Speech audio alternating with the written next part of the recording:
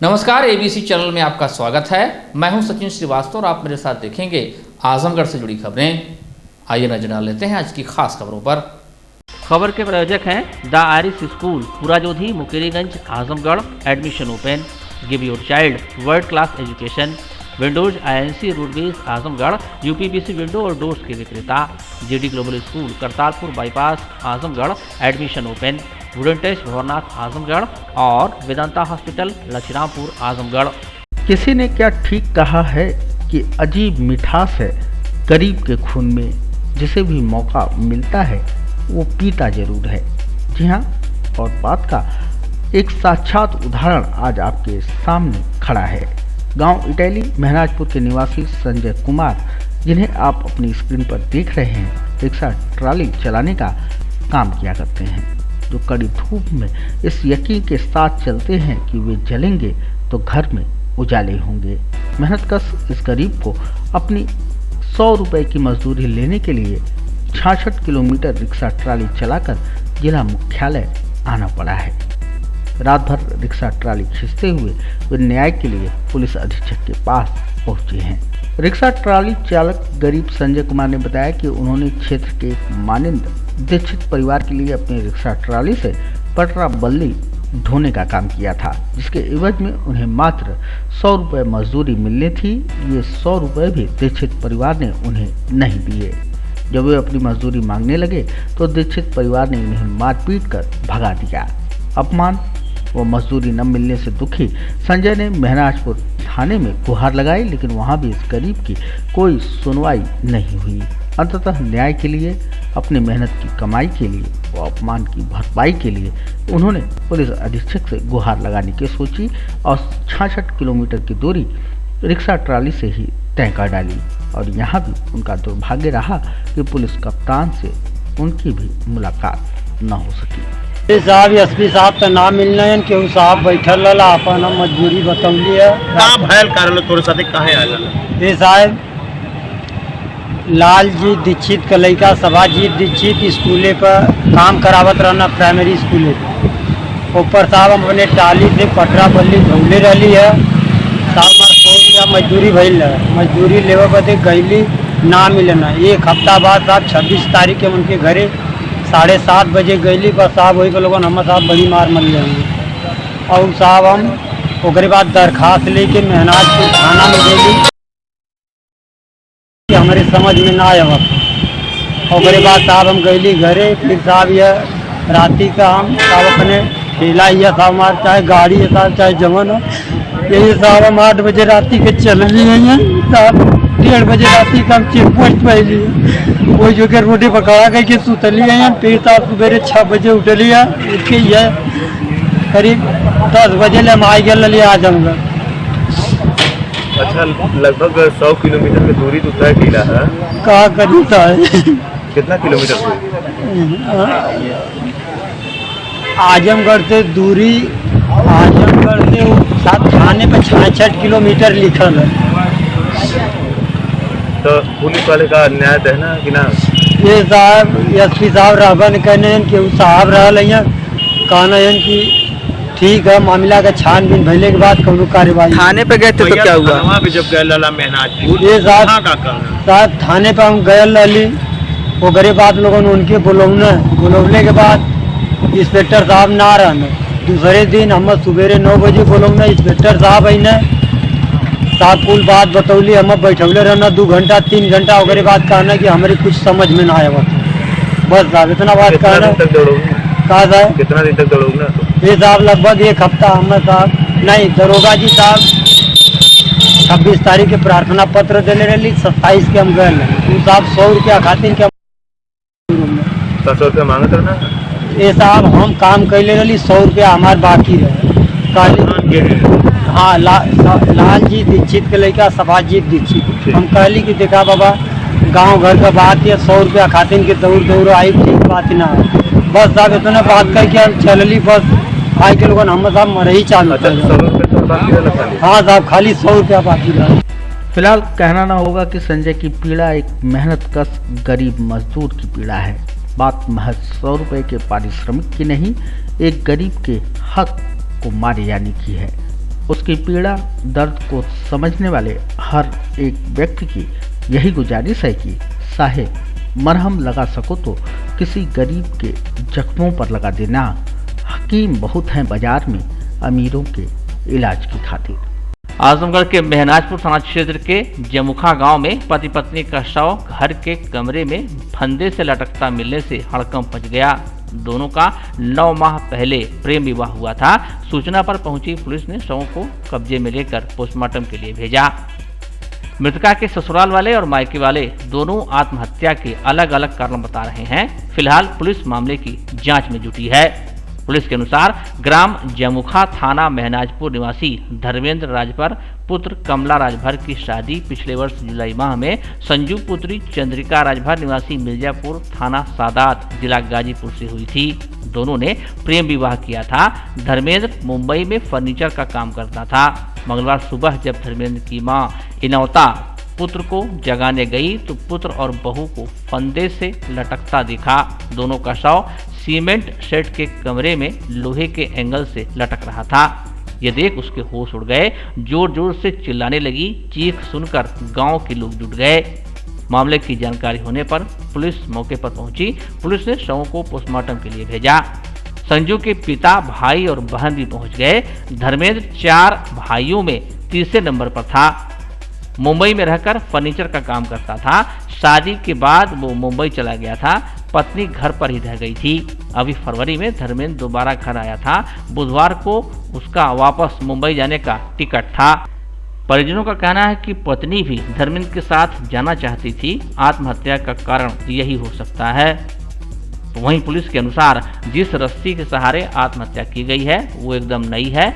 आत्महत्या के कारणों की जांच की जा रही है। महनाजपुर थाना प्रभारी सुनील चंद तिवारी ने बताया कि प्रथम दृष्टया मामला आत्महत्या का लग रहा है। मामले में जांच जारी है। हम तो बनारस रहते थे। कल हुआ कुछ झगड़ा झगड़े में लोगों को पता हुआ होगा।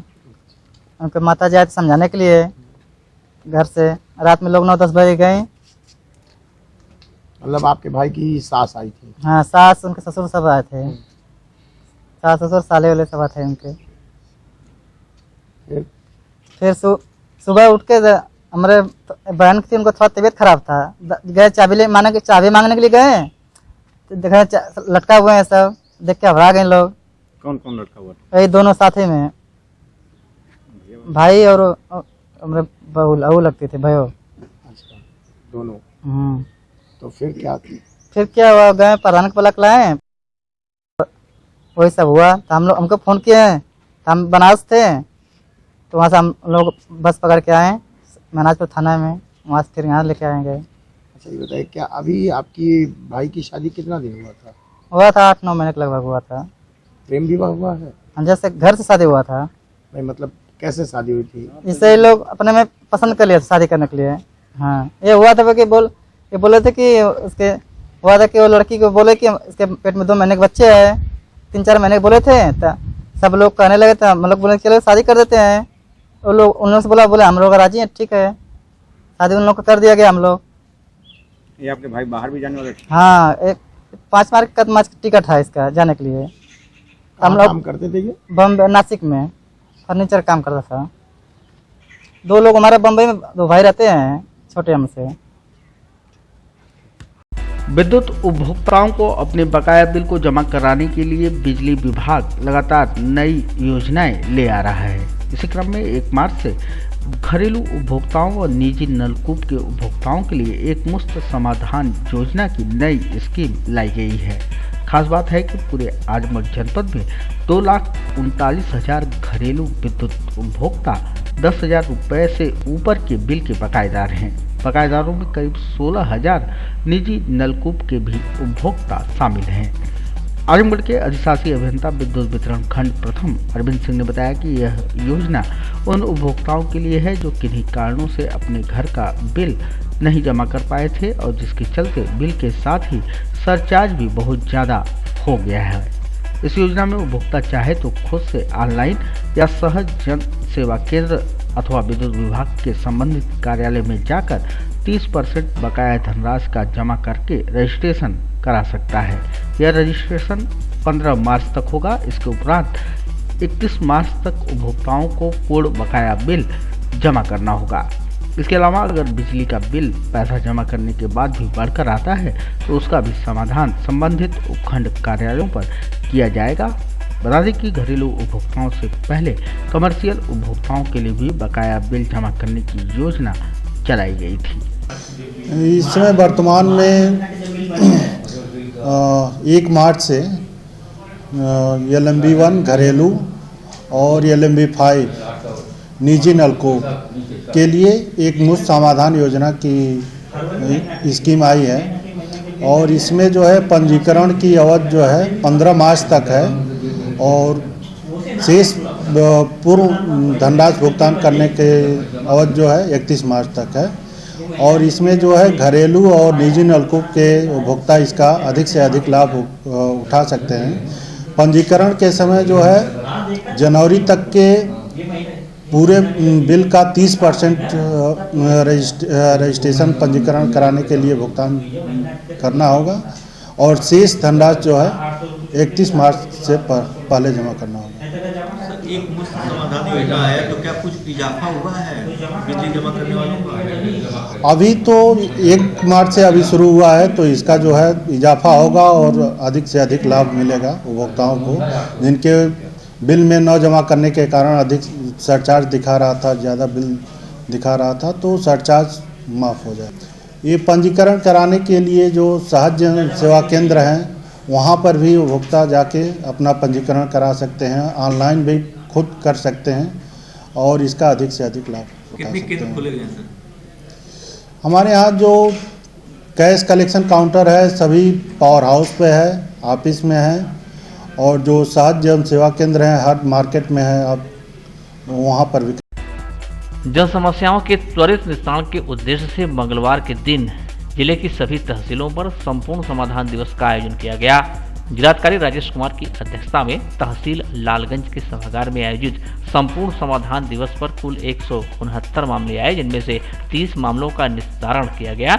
शेष 139 मामलों के निस्तारण के लिए अधिकारियों को निर्देशित किया गया। प्राप्त मामलों में राजस्व के 85, विकास के 25, पुलिस के 26, विद्युत के 9, शिक्षा के 2 तथा स्वास्थ्य के 2 और अन्य के 2 मामले शामिल रहे। वहीं एसडीएम सदर गौरव कुमार की अध्यक्षता में सदर तहसील में आयोजित संपूर्ण समाधान दिवस पर कुल 185 शिकायती पत्र आए, जिनमें से 12 मामलों का निस्तारण मौके पर कर दिया गया, जबकि शेष 133 मामलों के समयबद्ध निस्तारण के लिए संबंधित अधिकारियों को निर्देशित किया गया। दिवस में जो है विभिन्न विभागों के अधिकारी कर्मचारी यहाँ मौजूद रहते हैं, तो प्राय देखा जाता है कि विभिन्न ऑफिसों में लोग जो है जाते हैं, वहाँ समस्या का निस्तारण नहीं हो पाता है, तो एक जगह आकर सभी विभागों की समस्याओं का निवारण है, इसके लिए समाधान दिवस है और उसी के लिए आज ये यहाँ आयोजित किया गया है। हाँ, सभी विभाग के उपस्थित रहते हैं। यदि कोई अनुपस्थित रहता है तो उससे कारण स्पष्टीकरण मांगा जाता है और बिना किसी कारण के कोई उपस्थित नहीं रहता है। काफ़ी शिकायतें आती हैं कि देखभाल कानूनों की गलतियों की वजह से जो है पब्लिक परेशान रहती है जमीन जायदाद को लेकर। नहीं, देखिए उसमें तो प्रक्रिया यही है, ज़मीन के मामले हैं, यदि उसमें कोई शिकायत आती है तो लेखपाल कानून के पास जाएगी। अब ये तो नहीं कह सकते हैं कि कोई शिकायत आए ही नहीं, इससे पता चलता है कि कार्रवाई अच्छी हो रही है। शिकायतें तो आनी है, मान लीजिए जन सामान्य है, कोई ना कोई विवाद घटित होता रहता है ज़मीन को लेके, प्रॉपर्टी को लेके, उसके लिए आए। यदि लेखपाल और या कोई भी राजस्व कर्मी उसमें सहयोग नहीं देता है, उसकी शिकायत हमें करें और जांच करने के उपरांत यदि वो संलिप्त पाया जाता है या कार्य शिथिलता पाई जाती है तो उसके विरुद्ध कार्रवाई की जाएगी। जिनका तत्काल समाधान होने लायक होता है, मान लीजिए किसी की विरासत नहीं हुई है, खतौनी पर इंद्राज नहीं हुआ है, अविवादित है, उनका करा दिया गया है। अभी भी एक प्रकरण आया था तो खतौनी निकाल के उसको लाभार्थी को दी गई है, लेकिन जिसमें जांच का विषय है मौके पर जाकर देखना पड़ेगा, उसमें तत्काल नहीं, उसमें 1-2 सप्ताह का समय लगता है निवारण करने में। आजमगढ़ शहर के सिविल लाइन क्षेत्र में स्थित भारत प्लाईवुड नामक दुकान पर सोमवार शाम एसडीएम सदर गौरव कुमार के नेतृत्व में टीम पहुंची। एसडीएम ने मौके पर पहुंचकर दुकान को बंद कराकर सील करा दिया। दुकान का सेल टैक्स को लेकर केस चल रहा था, जिसमें डिफाल्टर घोषित किया गया था। एसडीएम सदर ने बताया कि दुकान पर 15 लाख रुपए सेल टैक्स बाकी था। उसकी नोटिस भारत प्लाईवुड को दी गई थी, लेकिन इस पर कोई जवाब नहीं मिला, इसलिए कार्रवाई हुई है। एक व्यक्ति को हिरासत में लिया गया था, लेकिन बकाया किस्तों में जमा करने के आश्वासन पर उसे छोड़ दिया गया। एसडीएम सदर ने बकायादारों को चेतावनी दिया कि जिनका भी सेल टैक्स बकाया है वह जमा कर दें, अन्यथा उन पर भी कड़ी कार्रवाई की जाएगी। इसमें जो बकायेदार थे लगभग 15 लाख की इनकी बकाया है सेल्स टैक्स की आरसी थी। तो उसमें पूर्व में इनको चेतावनी भी दी जा चुकी है, समन नोटिस भी दिया जा चुका है। तो कुर्की के आदेश हुए थे, तो उस क्रम में जो है इनको जो है सील है और वहाँ पर इनके द्वारा कुछ दुर्व्यवहार भी किया गया है। हमारे जो संग्रह के कर्मचारी थे उसके लिए कड़ी चेतावनी दी गई है कि आइंदा इसकी पुनरावृत्ति ना हो। गिरफ्तारी हुई सर? हाँ, उसको जो है लाया गया है, हिरासत में लिया गया था जो व्यक्ति था। तो उनके द्वारा आश्वासन दिया गया है कि तो जल्द ही बकाया लौटा देंगे सारा जितना है। तो लगभग कितने लोग सर बकायेदार हैं सर? एक ही बकायेदार है, एक ही बकायेदार है। सेल्स टैक्स की इनकी बकाया आरसी है लगभग 15 लाख की। उसी के क्रम में आज ये कार्रवाई की गई है और बाकी लोगों के लिए भी संदेश है कि जिनका बकाया है वो जल्द समय से इसको लौटा दें, अन्यथा इसी तरह कार्रवाइयाँ इसमें की जाएंगी। महिलाओं बालिकाओं की सुरक्षा, सम्मान और स्वावलंबन के लिए चलाए जा रहे मिशन शक्ति के तहत लालगंज क्षेत्र स्थित प्राथमिक विद्यालय देवगांव प्रथम पर स्थानीय महिलाओं और बालिकाओं का यह कार्यक्रम संपन्न हुआ। समारोह की अध्यक्षता करते हुए विद्यालय के प्रधानाध्यापक प्रमोद यादव ने कहा कि आज महिलाओं को स्वावलंबी बनने और अपने परिवार के साथ साथ अपने लोगों को भी आगे बढ़ाने का कार्य करना हो रहा है।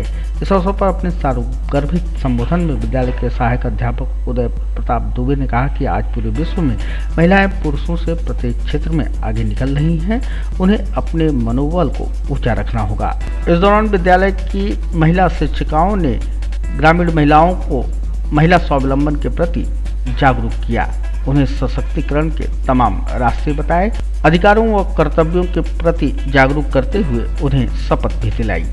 आज मैं मिशन शक्ति के बारे में कुछ बताना चाहती हूँ। ये जो मिशन शक्ति का कार्यक्रम है जो हमारे माननीय मुख्यमंत्री जी श्री योगी आदित्यनाथ जी द्वारा चलाया हुआ मिशन है, तो जिसके तहत वो महिलाओं और बालिकाओं के सम्मान, सुरक्षा और स्वावलंबन की बात करते हैं। तो इस प्रोग्राम के तहत हमने अपने विद्यालय के प्रांगण में भी बच्चों के माता पिता को आमंत्रित किया था। सभी महिलाओं और बालिकाओं को मिलकर हमने एक शपथ भी दिलाई थी मिशन शक्ति के तहत कि हमें अपनी बालिकाओं को किस तरह बचाना है और उन्हें आगे लेकर जाना है। और इसके अंतर्गत हमने अपने स्कूल के बालकों को भी इस मिशन से जोड़ा, जिससे कि उनके अंदर भी बालिकाओं के लिए सम्मान और आदर का भाव जागृत हो सके, वो महिलाओं और बालिकाओं के प्रति संवेदनशील बन सके, क्योंकि इसमें सभी की भागीदारी बहुत ज़रूरी है। Give your child a world-class education at the Iris School, Purajodhi, Mukeriganj, Azamgarh. Admissions open from class playgroup to। अपने बच्चों को दीजिए विश्व स्तर की शिक्षा at the Iris School, Purajodhi, Mukeriganj, Azamgarh. Admissions open from class playgroup to class 8। Wooden touch Bhanwarnath Azamgarh, a complete hardware store. हमारे यहाँ branded plywood, flush door, designer door, PVC door, Formica, fancy hardware, kitchen की chimney एवं modular kitchen की exclusive range उपलब्ध। अपने आशियाने में लगाइए 4 चांद, पहुंचिए वुडन टच भंवरनाथ आजमगढ़।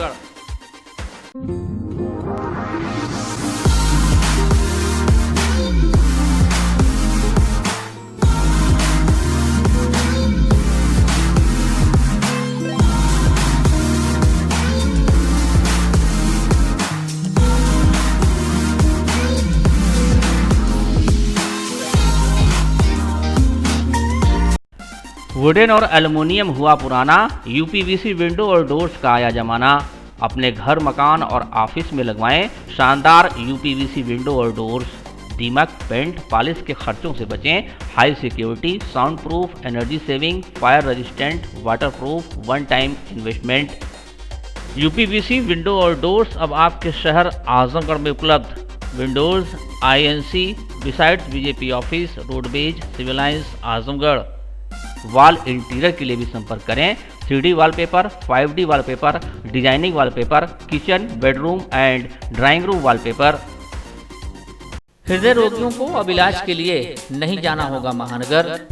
महानगरों जैसी सभी सुविधाएं अब आपके शहर आजमगढ़ के वेदांता हॉस्पिटल में उपलब्ध। लक्ष्मीरामपुर स्थित वेदांता हॉस्पिटल में एम्स के मशहूर हृदय रोग विशेषज्ञ gold medallist doctor Pankaj Sharma कर रहे हैं मरीजों का सफल इलाज। 2D इको, अस्थायी पेसमेकर व अस्थायी पेसमेकर की सुविधा उपलब्ध। आजमगढ़ के लोगों के को angiography, angioplasty, pacemaker, catheter ablation, ये सारी सुविधाएं यहाँ पे उपलब्ध अब हो पाएंगी। एम्बुलेंस और आपातकालीन सुविधा 24 घंटे उपलब्ध।